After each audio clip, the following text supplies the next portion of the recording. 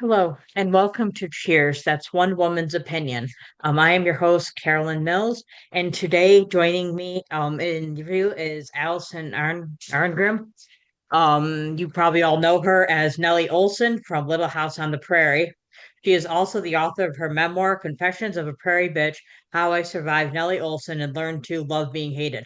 That's a really long title. If you have not read it, I highly recommend it. And now let's welcome to the podcast, Alison Arngrim. Thank you for coming. Hi, thank you for having me. So I have questions from other fans of the Oh, podcast, and then I great, have great. questions that I wrote myself. Oh, perfect. Okay. So the first one was an interesting question that somebody asked that I've never seen before, and they asked, "What brought you joy today?" Oh, that's a great one. Let's see. Well, earlier in the day, indeed, I was petting my cat Roswell, which is always good. Um, I talked to a couple people today and texted some people and emailed. And yes, some of it was like work related, sitting at a club. But I also talked to a friend of mine who was like a booker for things, and we were like laughing hysterically on the phone. So yes. What is the one role that you've always wanted to play in a movie or TV that haven't gotten to play yet?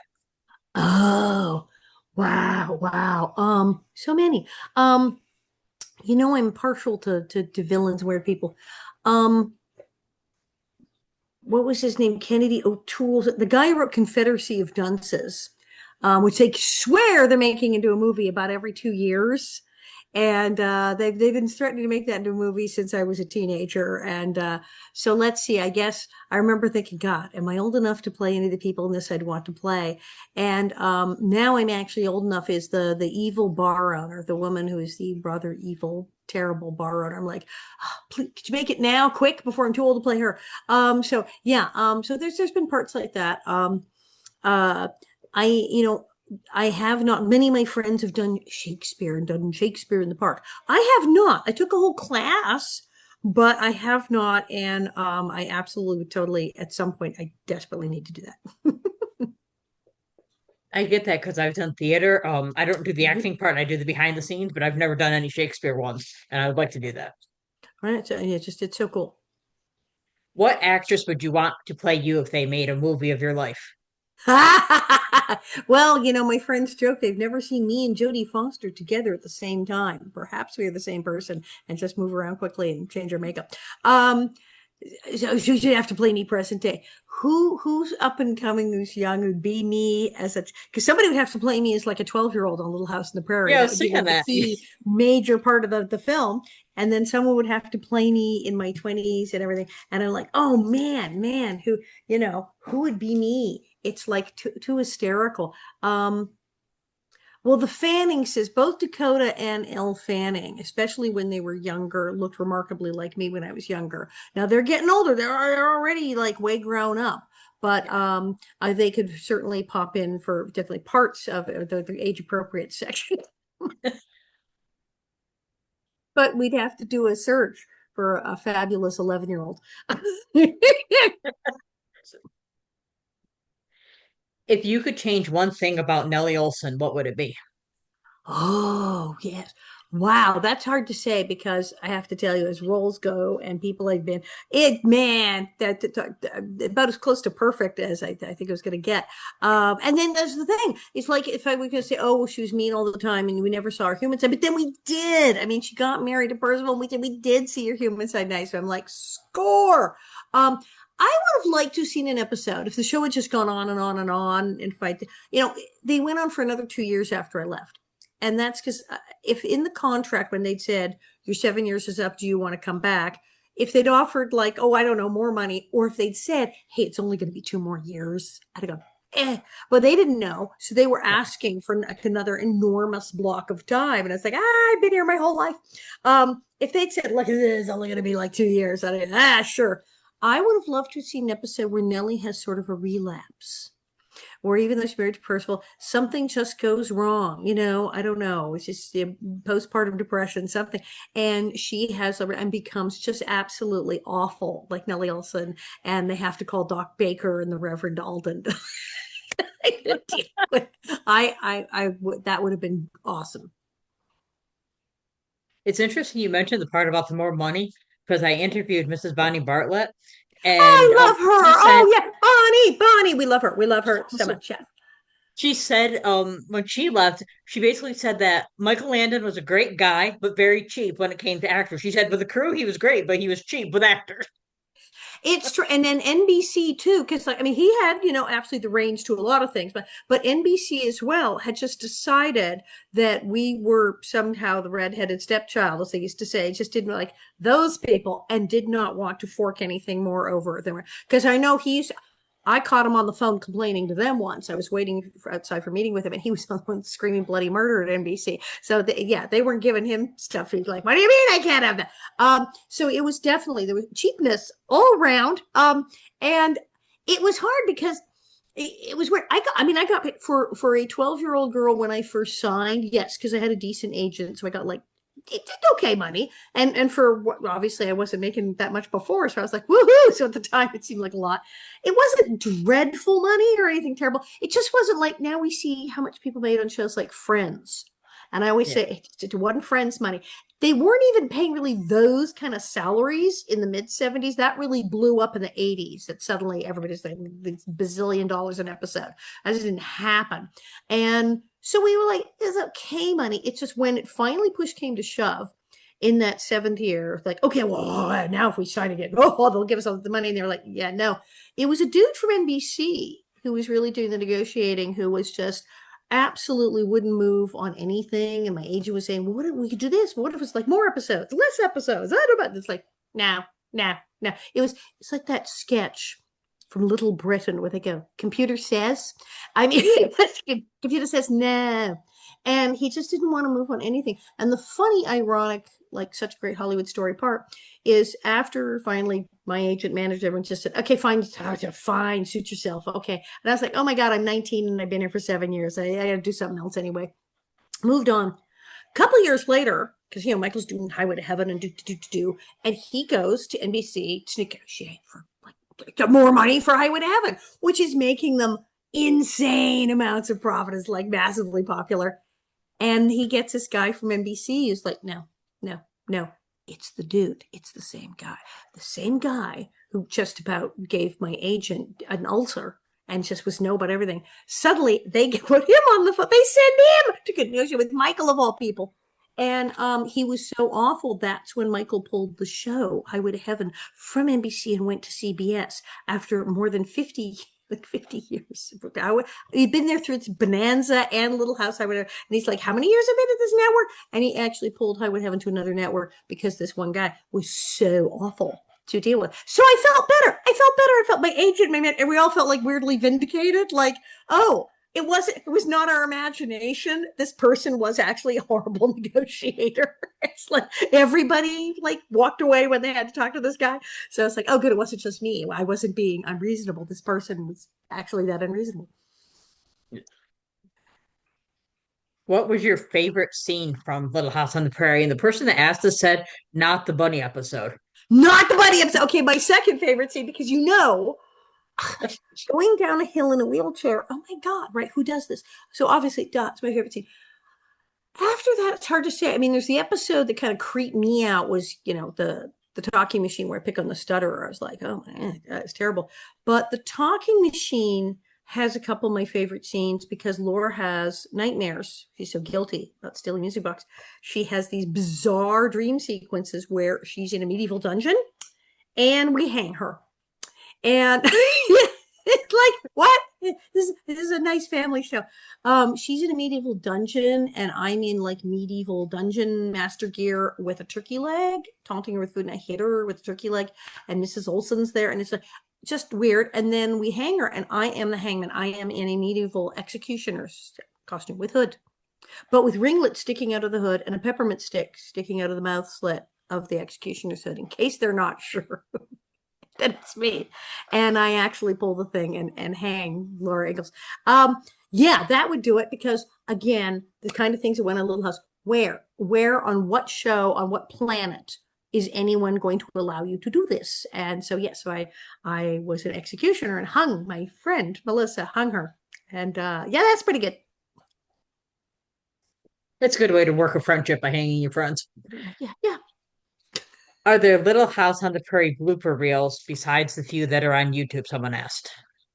Probably not. Michael kept a tight rein on that because he was always there as executive producer, director, etc. He was like what they now would call like a showrunner. He did everything, and he was in the editing bay every day with them. So he was pulling clips, and he was even like staging stuff while we're filming. It's like, oh, that's for my blooper reel, har har har. So he loved the jokes. So he was like, that's in his vault.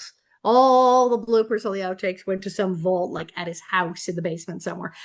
So he put out those blooper reels. He would show them on like the Tonight Show with Johnny Carson, and then they pop up on YouTube. If there are more, they're in some vault that someone in his family has somewhere in the attic. So I don't know where they are.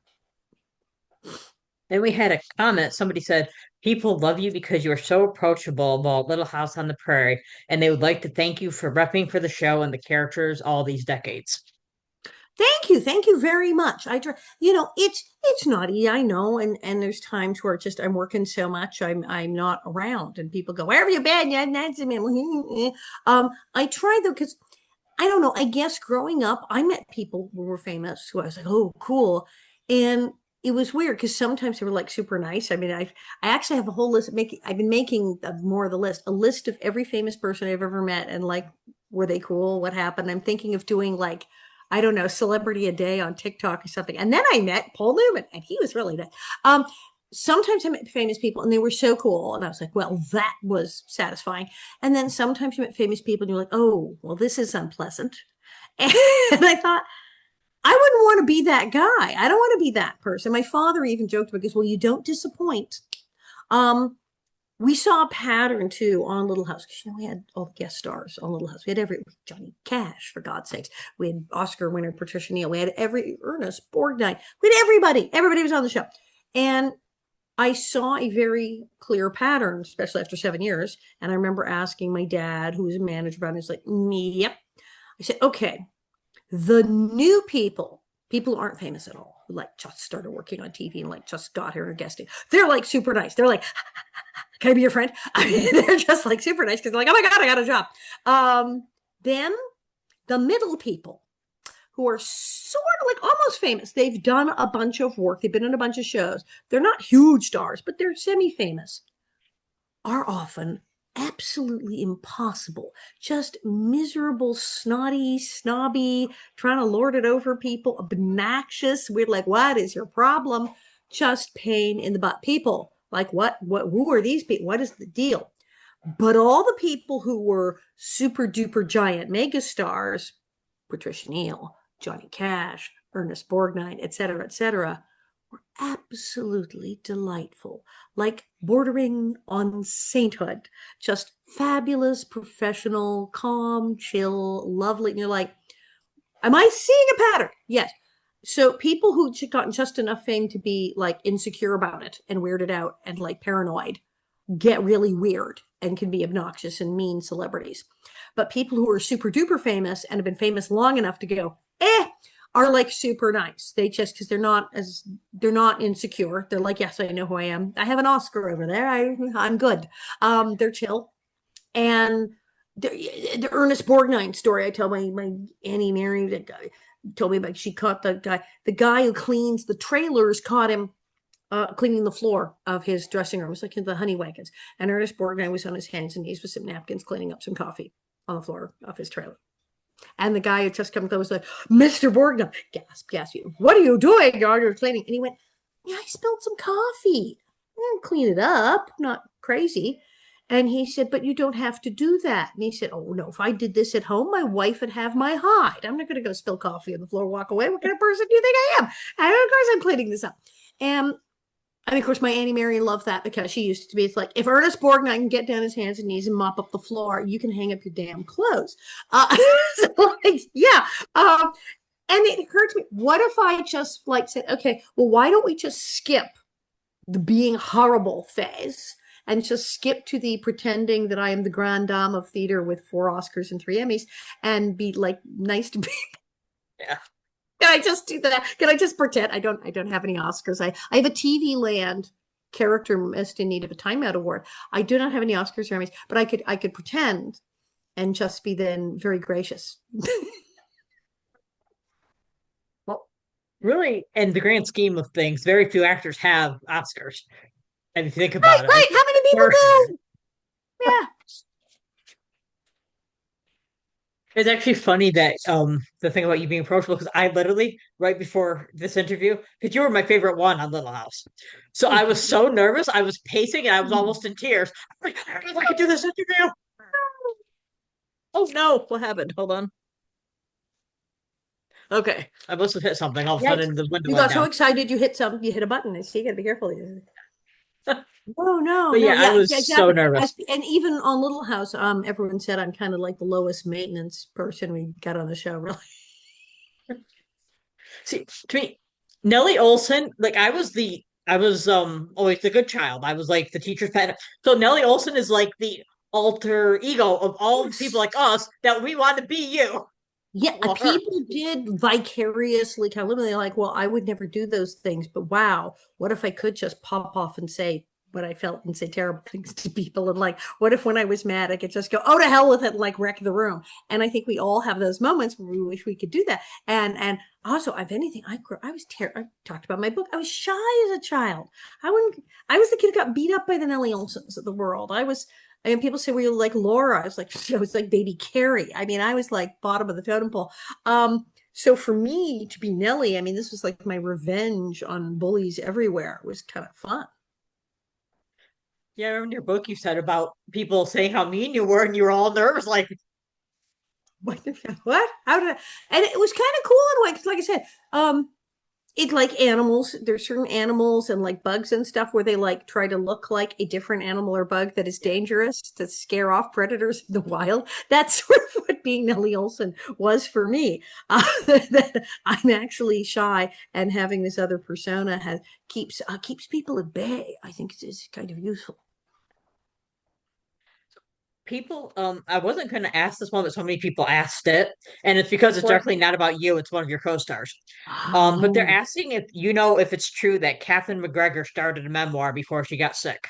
Do you know she anything did. about She did. And it was a problem. This is a problem. I mean, I feel bad she didn't write it because, oh my God, that would have totally killed. I would have read the hell out of that. I would have loved if she'd written a memoir because if she'd really said, okay, I'm doing it, and like didn't hold back, she'd have probably said terrible things about people. But we all would have loved that because it was Mrs. Olsen, it was Harriet. We'd have gone, yeah, good gossip. Yeah. And she had a wild, wild life when she was married, I don't know, 4 times or so.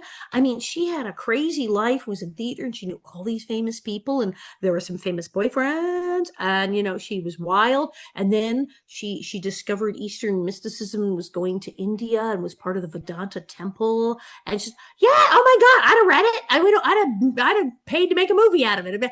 But she had the same problem a lot of people do when they go to write a memoir, where they stop and go, wait, other people are going to read this? I can't say that.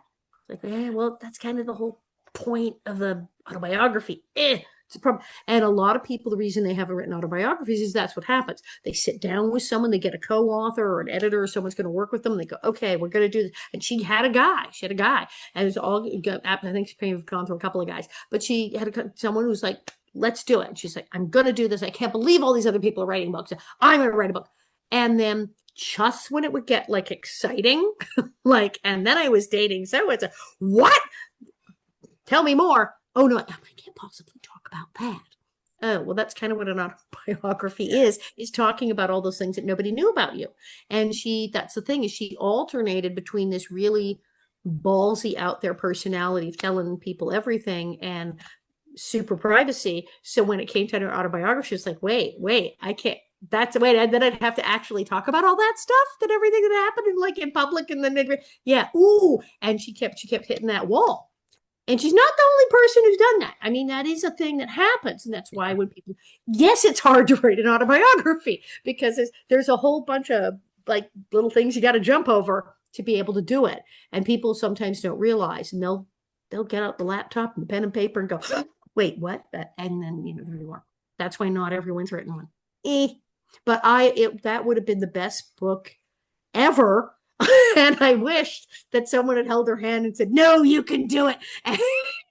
Because yeah, I would have gone to a publisher for her. I would have given her my literary agent's number. I would have begged someone to make the film and begged to like be in it. I just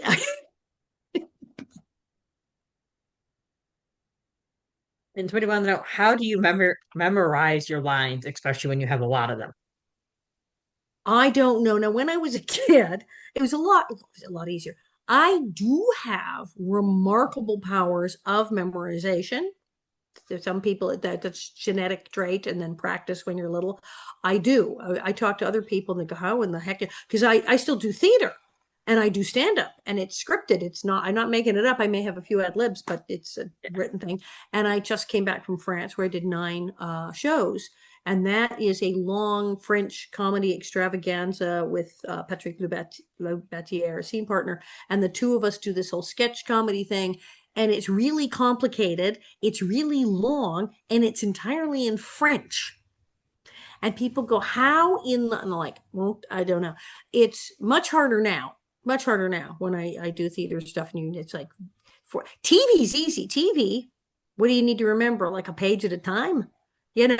They shoot a scene. You come in the front door and say hello, and they go cut, and then they have to reset the whole thing in the angle. And then you say, may I come in and sit down? Oh, cut. Now we're going to go with the camera over here. So like once in a while, you're going to have a huge long monologue or something.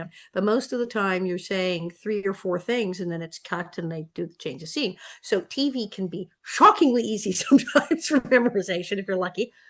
But theater, nah, you're going to be doing the whole 80 pages or whatever it is. And you're going to do them in order and you're not stopping. And there's no cut and there's no retake. And you're in front of a live audience. You just get to. So that's the serious memorization. I've had to do that.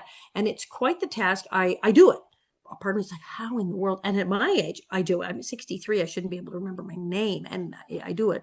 When I was young, like I did a movie when I was 10, and I remember that I not only knew all my lines, I knew everyone else's lines. And this is common with child actors.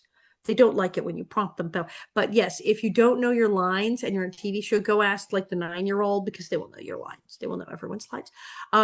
Melissa Gilbert and I were like that. We would play memory games like while we were filming. They'd say cut to be setting up the shop, and we do I'm going on a trip and I'm taking an apple. And it's like A, B, C, D. I'm taking an apple and a box. I'm taking an apple box. I'm just going. And we'd get through the alphabet twice. So we'd have 52 items that we're keeping in our head and spitting back and forth each other in between scenes. Because then they go, we're ready now. We go, okay.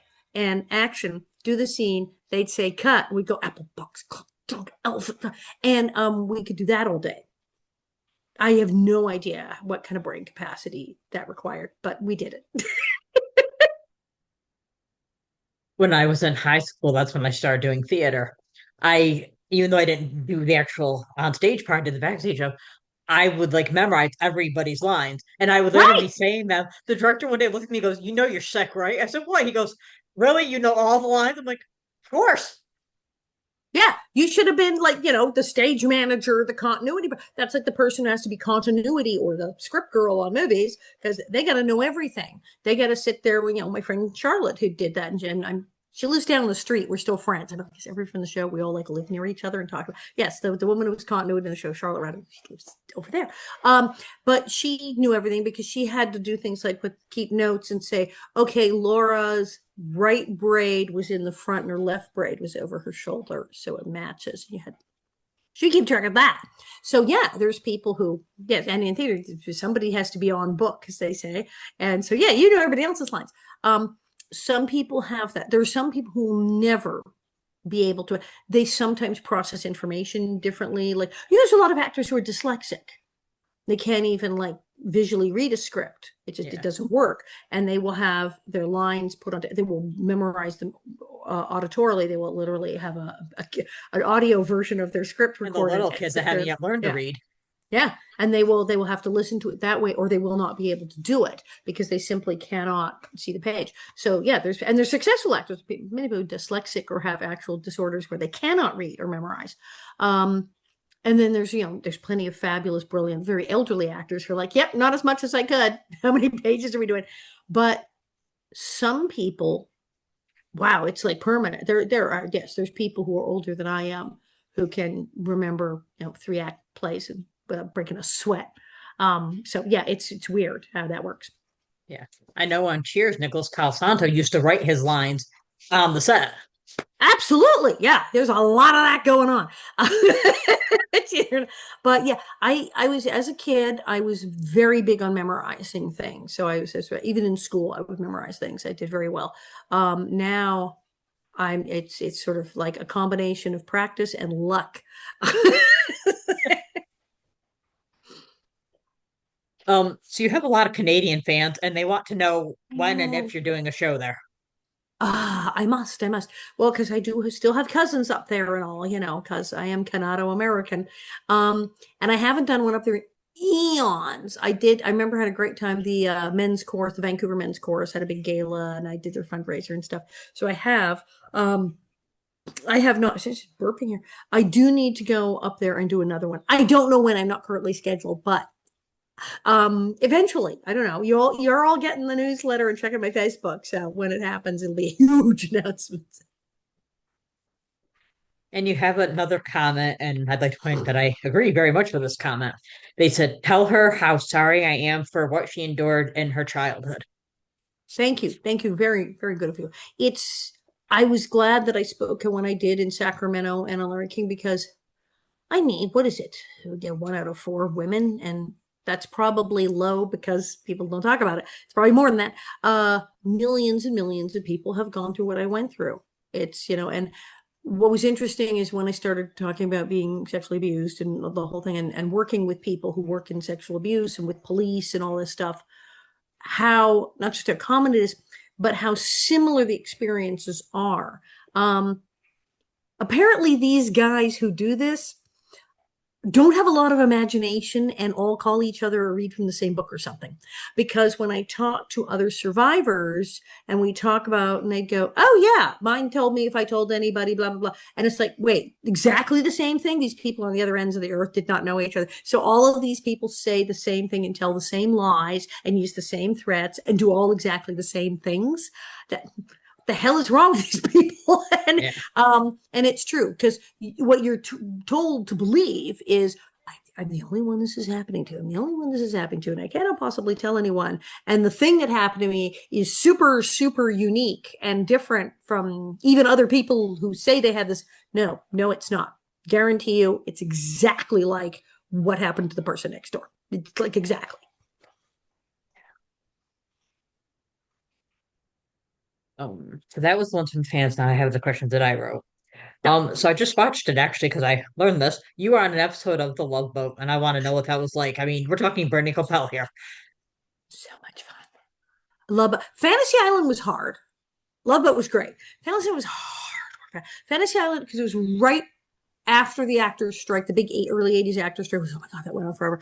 Really hard strike. And so they were filming like 2 episodes at the same time. And Ricardo Montalban and Hervé Villechaize were running back and forth from different sound stages. So nobody knew what the hell was going on.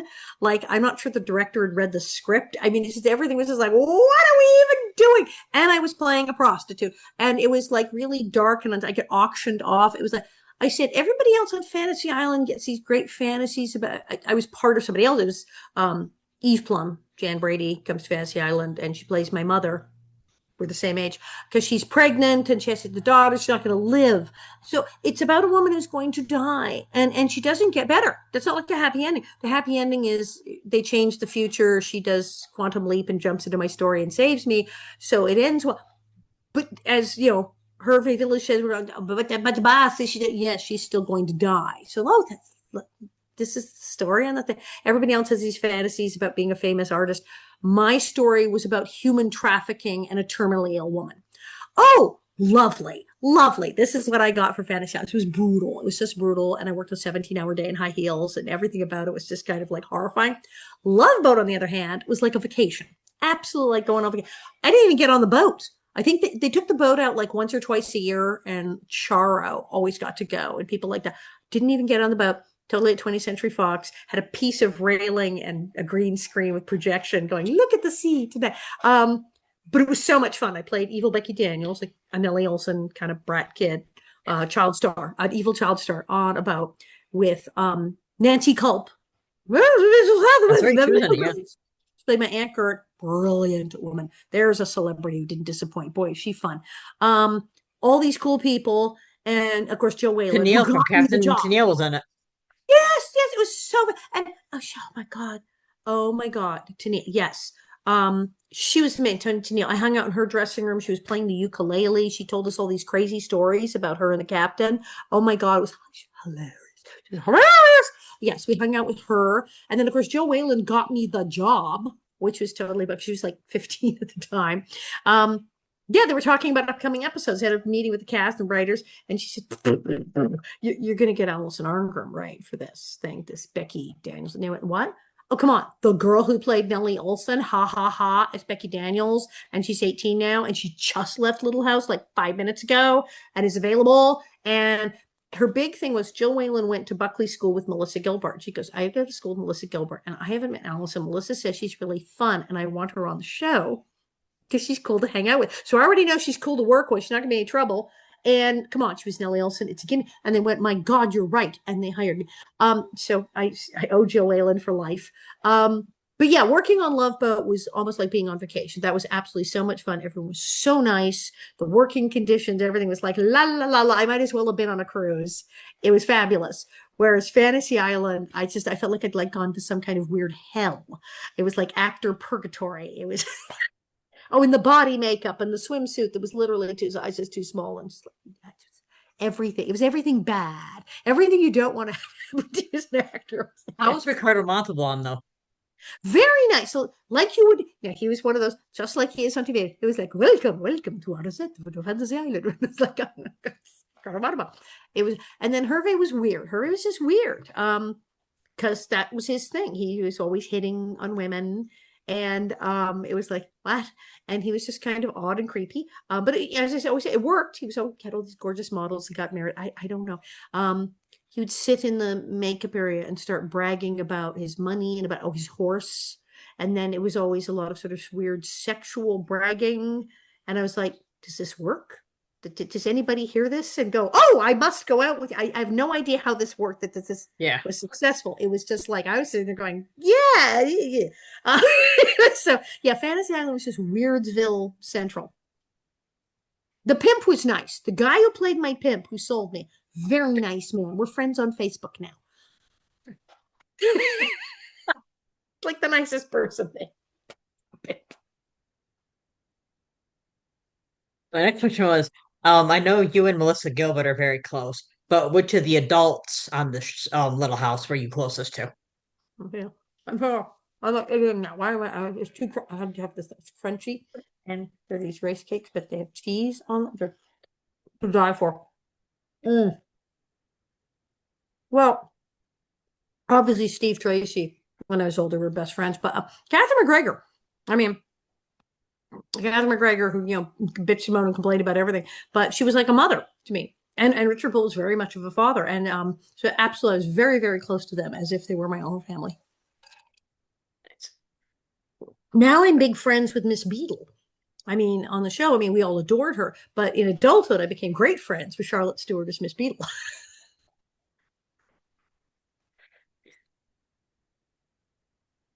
Speaking of mothers, I have a question and I have this to show you. I Oh, want to know my what was mother. it like to have your Um, mom as the voice of Gumby because I watched it all the time as a kid. can you see how many Caspers are like on this shelf? Ooh. Yeah, I got Casper and Gumby all over the place here. Yeah, my mother, well, I would watch cartoons on Saturday morning, and fully half of them were my mother. Because she was like everybody. She was Casper. And she was Casper in the 60s, which is when I was a kid. And she was Gumby, and she was Sweet Polly, purebred, Underdog's girlfriend, and Davy of Davy and Goliath. And then she was some various just odd and random people. There was some cartoon, it was like a Warner Brothers cartoon, it was really great. And there was a little boy doing a kind of Walter Mitty thing, but his mom in the cartoon, who suddenly like pops up at the end, was my mother. And I remember that was just really like, it was sort of bonkers. I'm just making sure my next interview isn't creeping up. I know we're fine. The little boy has all these adventures, and the end of the cartoon, suddenly you hear this voice say, "Now, it's time to take your bath." And I'm like, and my mother has suddenly entered the room. Very strange. So she was everywhere. And now I got it. I understood. I mean, it probably would have freaked out some kids. I understood that it was a cartoon. I had been with her in the studio and seen the microphones and Wally Cox and her like talking to my, and that they made the drawings. And I was like, oh, that's how it happened. So I got it. Um, but I knew it was her.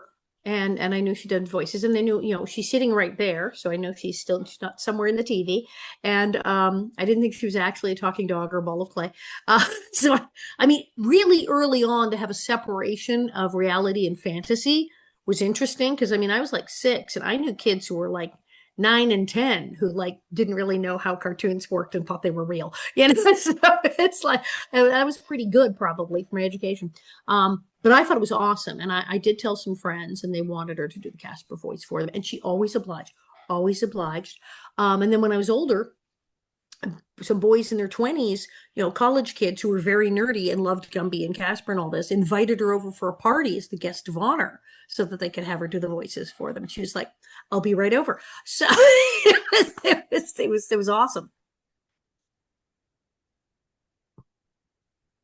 It's funny because I didn't know. So your book, when you talked about, you said something about breaking into a career that was for mostly men, so she did voices. I don't remember the exact way you said it, but it was Mm-hmm. along that line in your book.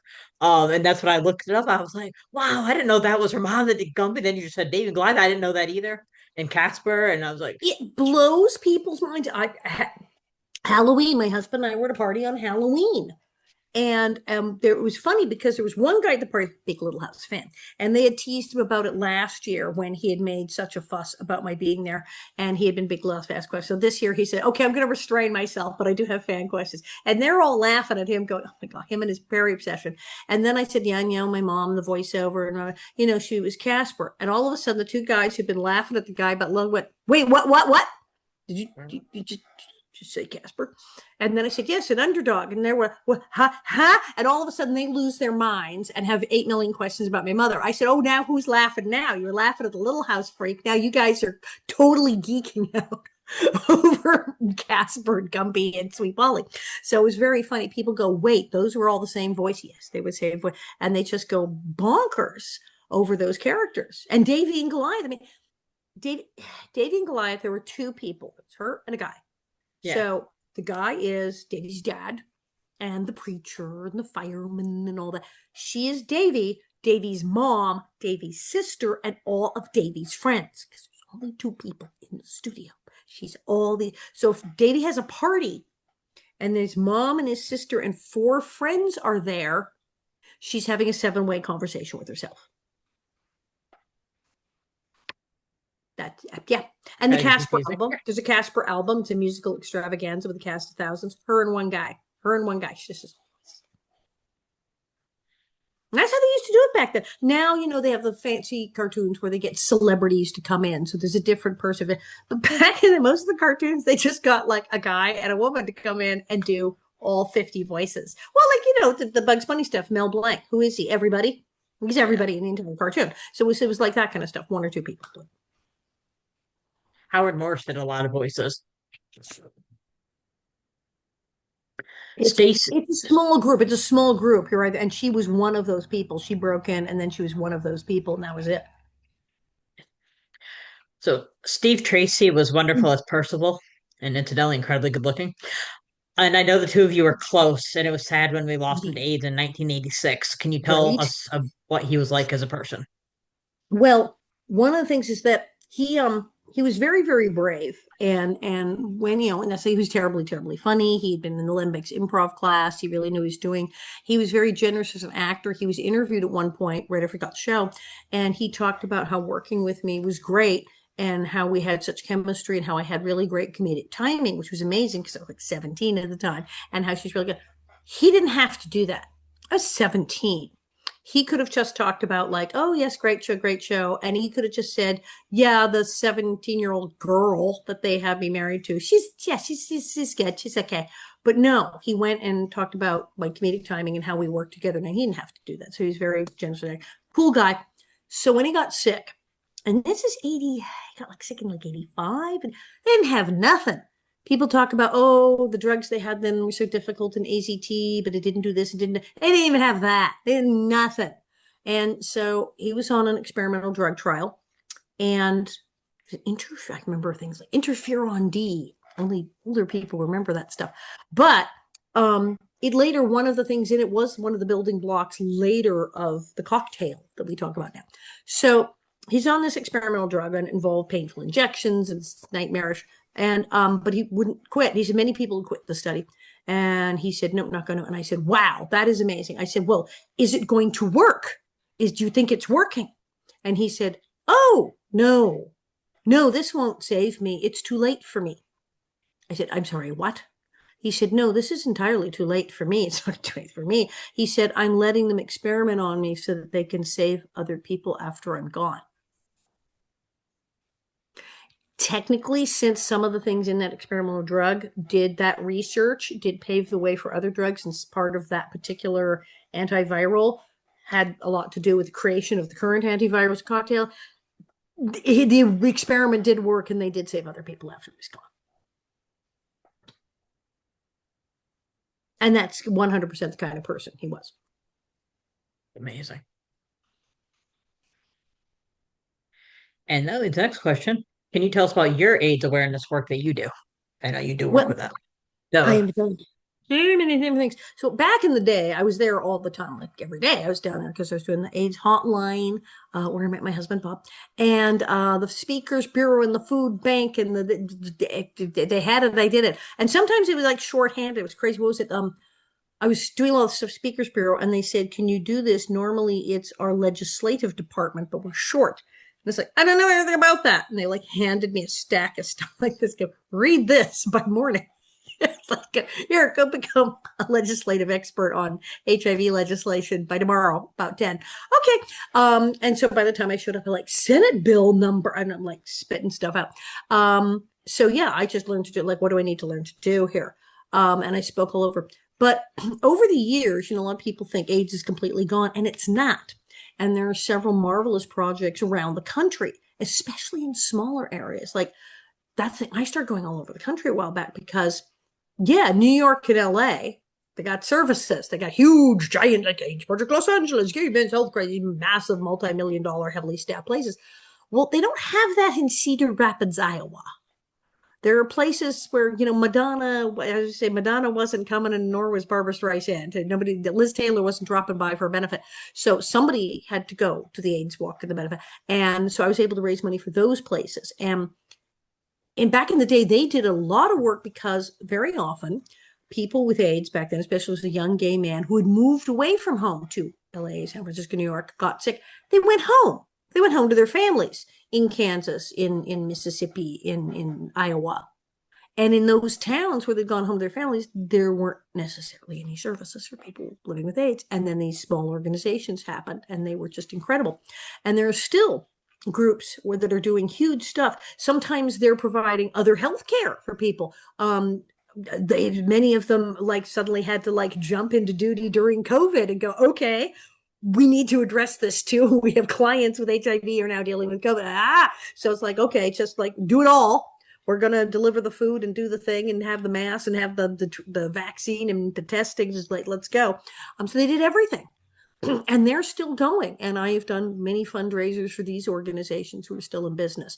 And they said, the demographic changes from white gay men to women of color to families with children to older people. And it's and the services and the needs are completely different. And then it's very young people one year. And then I think then it was young African-American men suddenly became the largest group just a couple of years ago. I was like, what? So the needs of the communities affected by HIV change every few years, but it's still happening. When you look at stats and you see something like rates for syphilis have gone up, and you're kind of going, how do people not know enough to not catch? Okay, we have. Well, I guarantee you, if they're going up, you're going to then see more HIV cases going up because that means people sexual protection. And it's kind of astounding now that there are new cases as for an old person, because obviously we know that the condoms work, and we have PrEP, we have the drugs, people can go get, and there's agencies will get them to you for little or no cost. You don't have to spend big bucks. There's agencies can help you. You can take one of several different ones, drugs that will lower your viral loads, you're not likely to transmit, or will protect you that even if you are exposed, you don't get infected. We have prophylactic drugs. And if you use those and condoms, heaven forbid, safer sex, well, how would anybody be catching anything? Unfortunately, there's communities that do not get this education. They do not get this access to this info. They're not getting the access to these drugs. They have no idea. They're in denial that they're even at risk. Like, well, I don't need any of that because blah, blah, blah, I'm not. Blah, blah. And so, unfortunately, we still see people being newly infected with HIV.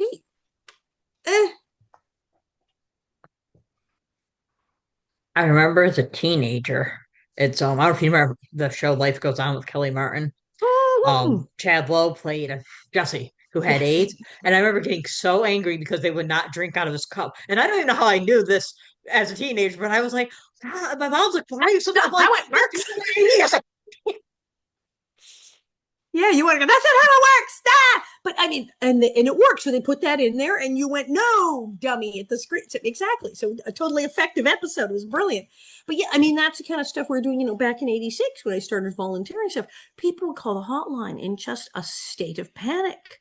I stepped on gum on the sidewalk and it was on my shoe. Am I going to contract HIV? I said, did you take it off your shoe with your teeth? What? No. This is how it works. It can only be transmitted that. I'm really not going to get it from the gum. And then eventually I try to make them laugh. I go, are you planning on chewing the gum? They're like, what? No. Wow. No. I said, then you probably have to say, I said, you should wash your hands. There's about 5,000 other germs you might be getting from touching old gum on the sidewalk. Don't do that. But, you're going to get AIDS from the gum on the sidewalk. But people did, who knew? People didn't know. And people called us day and night. Oh my God, the doorknob. Oh my God, my next door neighbor. They're going to breathe near me. And it was, terrifying for people. And so we were able to, give them some relief and say, well, here's how it transmits, here's how it's not, here's how you can get more information, here's how you can get tested. And it was a big deal then because, we didn't have the internet. There was no internet. People didn't have little phones texting them, telling them how to do this all day long. No, they had to call us and actually talk to live people on the phone. It was, but yeah, it was a terrifying time. It's better now. I'm shocked. I'm just always surprised when I see same kind of stuff happening that happened nearly 40 bloody years ago. And I'm like, really? Really, people? But okay, it has improved drastically. So. And the questions I saw on Internet Movie Database about project.org, and I was wondering if you could tell us about that. Oh, yeah. Good old Protect.org, or the National Association to Protect Children, started in the early 2000s. And they called me. And I get called by charities all the time, being our board aide, and that's nice. But these people kind of blew my mind. They said, everybody wants to fight child abuse, but we're fighting it on a legislative basis. We're doing that kind of activism. I was like, really? And they said, yeah, because we've been hearing from police and prosecutors, people, law enforcement, all these people who work and psychologists, and they're all doing their job where, okay, they found the kid and they talked to the kid. And they got a case and they got the police stepped in and said, yes, we arrested them. And the court prosecuted, and we actually prosecuted and took it to court. Yes. And we got a conviction. We're like, yay, what's the problem? Because under the law, they were released 2 days later because it was a family member. So it wasn't considered a serious crime. And they could ask for total removal of their record, which means you could be convicted of sexually abusing a whole bunch of your children and then go open a school like the next year. And like, wait, what? And people are getting deferred entry of judgment and no jail time. And on these giant, massive loopholes in law that people were just walking right through all over the country. And I was appalled. And we set about changing that. We did. We changed it in several states. We got more funding at the federal level for the Internet Crimes Against Children Task Force so that they were getting more funded, trained people to work for them.